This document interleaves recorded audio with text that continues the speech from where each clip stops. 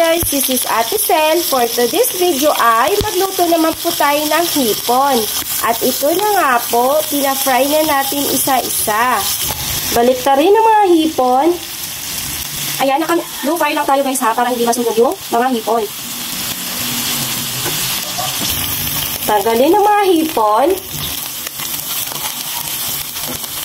Same na kawali, ilagay yung butter. Sabay na rin natin yung bawang. Salt. Paminta powder. Sugar, pagpabalance ng lasa. Haluin na very light. Huwag kalimutan tikman para ma-adjust yung lasa kung may kulang.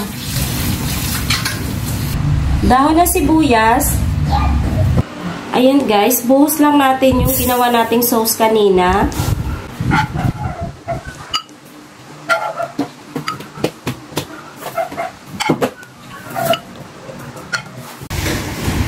At ito na po guys, luto na po ang ating hipon. Try nyo po yung ganitong luto sa hipon guys.